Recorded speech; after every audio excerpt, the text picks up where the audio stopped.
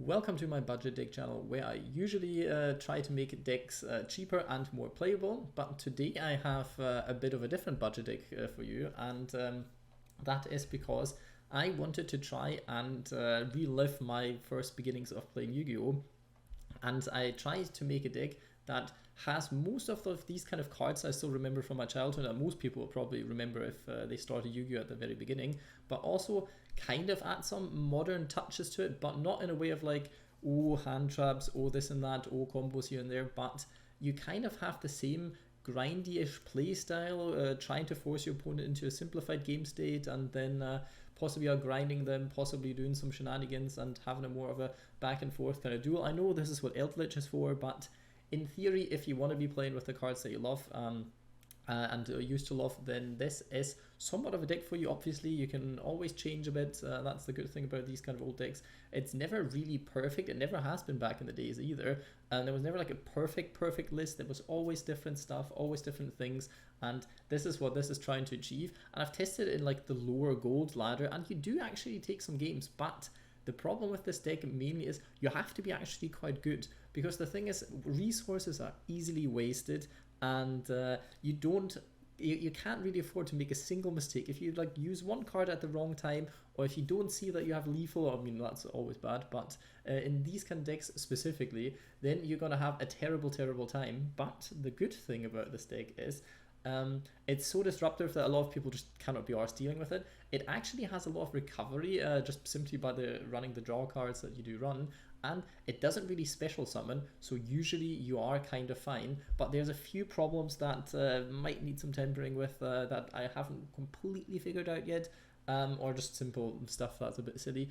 But let's start right up with the card that probably most people haven't seen. I think it was in one of the movie packs, but I count it as an old school card because it's obviously based on Marshmacaron, which you cannot play anymore. The fact that, oh yeah, can't be destroyed by battle and do 1000 damage if you attacked into that would make flip monsters playable, and flip monsters aren't playable. So Marshmacaron is not playable, but this Wii card can actually be a bit playable, because first of all it triggers off of Torrential Tribute. Not much that really helps you, because you can only use this effect once per turn. Otherwise this card would be insane.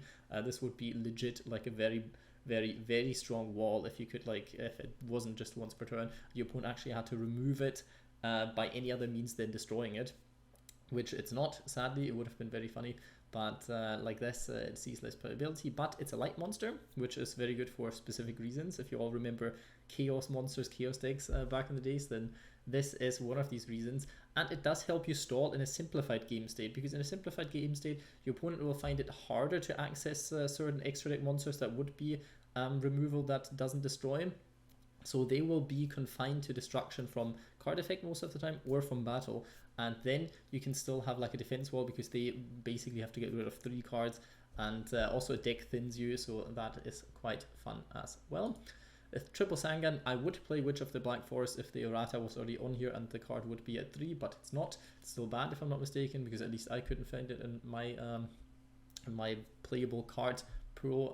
So Sangan is the card of choice. The fun fact about Sangan is it can search itself. Stuff like Mystic Tomato doesn't work as well, but Sangan actually does, because you can trigger it off of Torrential Tribute. You can actually trigger it off of your own Ring of Destruction, if I'm not mistaken, and you can definitely trigger it off of your opponent destroying it, or sending it to the field. Actually, it doesn't even have to be destroyed, it has to be sent to the graveyard. So that is the good thing about Sangan. And then next up, coincidentally, the cards you can search. Obviously Marshmacaron is one of them.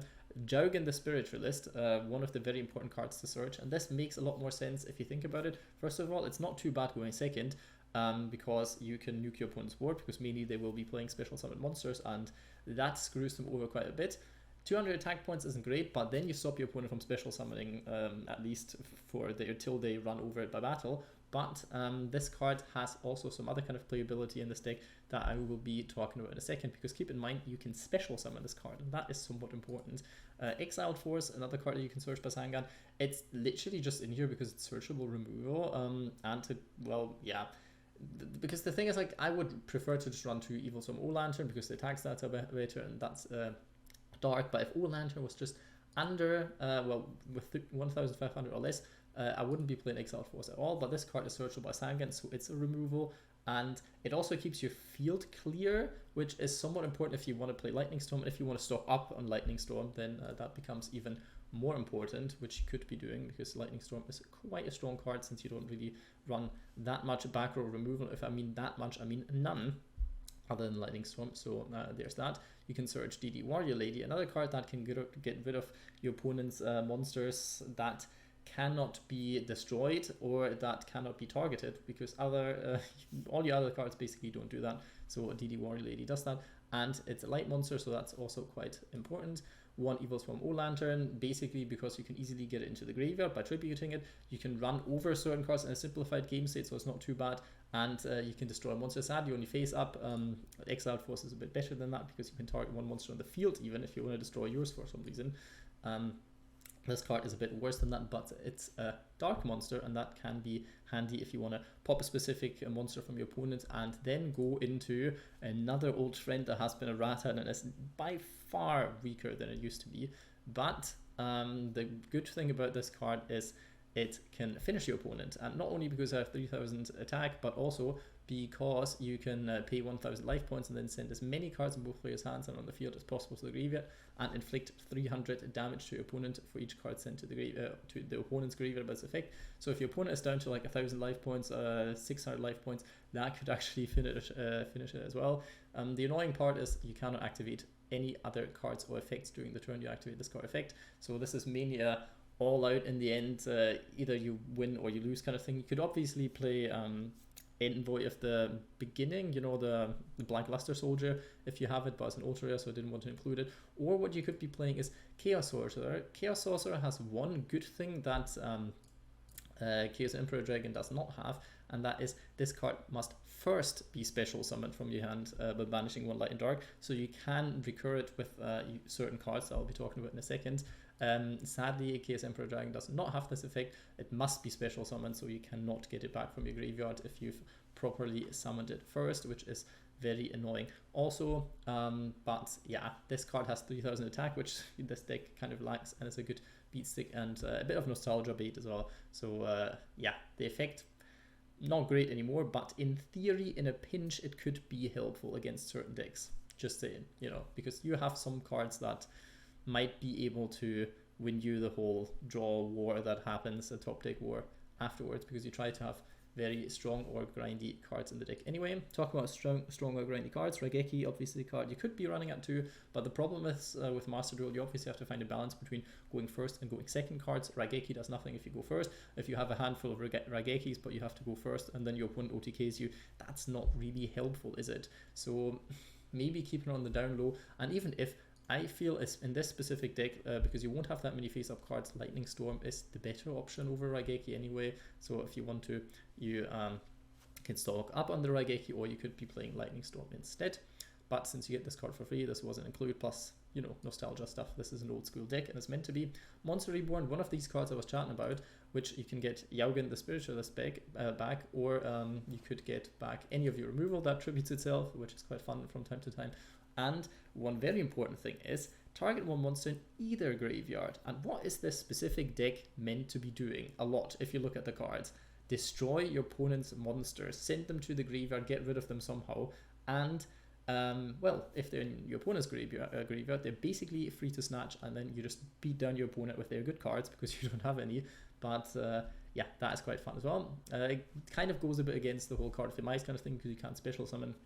But you already see, besides Chaos Emperor Dragon and 3 other cards, you do not special summon all that much. So this card is very important because you don't have a high monster lineup, you don't special summon, and you have lots of spell traps that you want to be setting. So if you simplify the game state and then you go get Card of Demise, this card is a +3, which is insane to have actually. So this is definitely a card that would replace stuff like Pot of Greed, Graceful Charity back in the days. And yeah, I really like this because in a grindy deck this actually does stuff, but it does have problems with Monster Reborn. If you draw into Chaos Emperor Dragon, you have to send it to the graveyard, and you basically lose one of your big beat sticks with that one. So you have to hope your opponent has something nice in the graveyard then, basically. Pot of Extravagance, your Pot of Greed, but in modern-ish, you can only activate it twice, sadly. So if you draw into the third one, it's kind of bad, but you still want to run it at 3, so you have the highest chance of getting it because card advantage is good, obviously.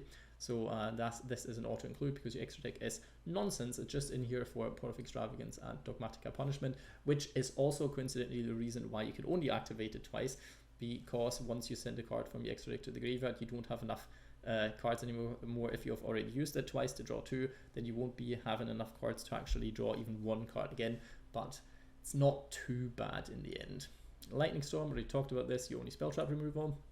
Good old sent back Book of Moon and Forbidden Chalice, both cards now good going second and going first, so this is a card I would be running. You could obviously run more floodgatey kind of stuff, you could run more trappy kind of stuff if you want to focus fully on this whole like go first and annoy your opponent as much as possible, but these cards do stuff to your opponent but also let you, well, go first and go second. But this is the stuff that you would swap out for hand traps if you decide to run Max C. I mean, yes, it's somewhat new, it's actually quite an old hand trap, so that should still be fine, but card advantage is very strong, so this is good. And if you want to go for the Ash Blossom, Nibiru kind of stuff, then these 6 cards are the one to take out. Ring of Destruction, also a very good old times kind of thing that got errated and is now a lot less good, because it's, first of all, it's during your opponent's turn. You can target at least one face-up monster, well, at least, it still has to be your opponent control, so you can't pop Sangan actually. You get confused because there's so many cards that like destroy a target and destroy in this deck. But I knew Ring of Destruction was kind of bad. And then the problem whose attack is less than or equal their life points, so you could still kill yourself, but you cannot kill your opponent with it, so this is very annoying. And also you can only activate it once per turn, and yeah, it helps getting your opponent down to like a point where you can actually win the game, but you don't really want to run it at 3 because the amount of times this card actually goes off 3 times is quite low without you dying first, or you also don't want to draw 2 of them because you can only activate 1 per turn, and it's only during your opponent's turn. Like if you feel like you want to play 3 because it actually helps, like it can be a very strong card, then do so, but I felt like 2 were fine. I substituted the rest with like 1 Bottomless Trap Hole, for example. Torrential Tribute, very fun card. Obviously run a 3 because that's one card that simplifies the game state the most. If your opponent overextends, swoop, and they are gone. Bottomless Trap Hole, by far not as good as it used to be, especially because of the whole when your opponent summons a monster kind of thing. But in the end, it's not terrible. You could run it, but you could run any other kind of removal, trap or spell, a quick spell card if you like. Compulsory Evacuation device is good for 2 reasons. First of all, you can protect your own monsters, which will sometimes come in handy, not often, but there are times where that comes in handy. And obviously your opponent makes an extra deck monster, you say goodbye. Sadly it doesn't hit the graveyard, which is important for stealing it with Monster Reborn or whatever, but at this point you take all the removal you can get, and this card is quite a retro card as well. It wouldn't be a retro deck without any form of Mirror Force. You obviously can play the normal Mirror Force. In instances it can be better, like I said, you want to snatch stuff from your opponent's graveyard, but there's a massive but to it, and that is you don't have much removal that doesn't destroy or doesn't target. And if your opponent has a card that cannot be destroyed by card effects, then you have a bit of a problem, and Drowning Mirror Force kind of solve this. But by running a Mirror Force as a one-off, your opponent can't really expect what you're doing. They can always think, oh, they play in an old school kind of deck, they might have a Mirror Force, but once you use this card, there's no more. Then first of all, your opponent gets scared or might not finish you because they're scared you have another Mirror Force, but you won't have one. So like technically they can really predict it in a sense, or one, it's quite fine because you have quite a lot of card draw as well. And it's a super rare, so I did not want to include too much because this deck should not be too expensive. And I think this can be a nice surprise.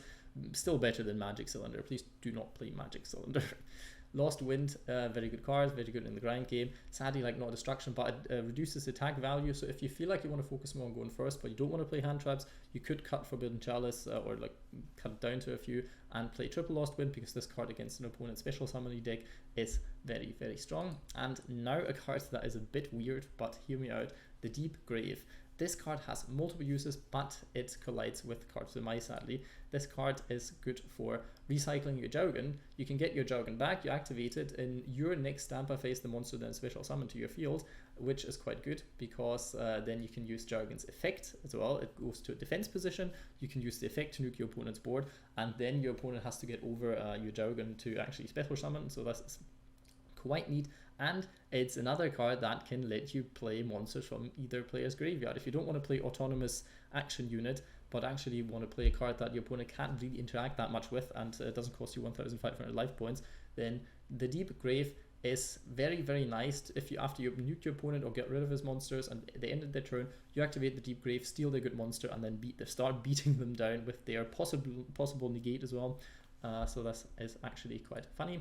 And another card to get rid of your opponent's monsters. This card stops you from summoning from your extra deck, but surprise, surprise, you will not be summoning Dragon Master Knight. This is just in here high attack point monsters for Dogmatika Punishment, so you can get rid of one of your opponent's monsters. Obviously, you can play Elderly Entity Intis at 3 if you like. So you could pop 2 cards, which can be very, very important. Obviously, way more card advantage through that, but since they're ultra rares, I think well, I did not want to include it. I only included 2 ultra rares, and that is because you don't have to craft them because you get them for free, and that's a 5,000 attack point monster. So if your opponent ever gets out something big that still can be affected by destruction for some reason, usually they can't be, but there are some that are quite high attack ones that you could destroy, then that comes in handy. And obviously you have some Odin goldies like Master of Oz, for example, and some of the blue eyes kind of things that you usually wouldn't summon ever. Other cards you could be playing, obviously Dark Hole, Harpy's Feather Duster, very good card against some decks, not all decks, but against some decks, so it could be worth an inclusion. You could play stuff like Soul Taker if you're not happy with the fact that Book of Moon and Forbidden Chalice don't really do all that much going second, because it doesn't help you clear the board, and since you do only run like 2 board wipes basically, you'll have to set them anyway, so you could play stuff like Soul Taker, give your opponent some life points, but in the long run, might annoy them more. You could play the classic Summon Limit, Rivalry of the Warlords, and What's On Goes in Match. Even Kaiser Colosseum could be working, but then you sometimes have a bit of a problem with Lightning Storm, but that should not be too bad. And Trap Trick, a card that helps you search for your trap cards. In this specific variant, technically not a bad card either, but it's another super rare that I did not want to include. And that wraps up the deck profile. You see what it does. You see how it could work. It will not get you to Diamond, it will not do anything crazy, but if you're up for some old school Yu-Gi-Oh fun and actually feel like you want to have to think more during a duel, actually interact with your opponent a bit more, then this might be a deck you want to be checking out. Or if you're new at the game and want to slowly start getting into Yu-Gi-Oh again, then this could also be something for you. Hope you're having a good day.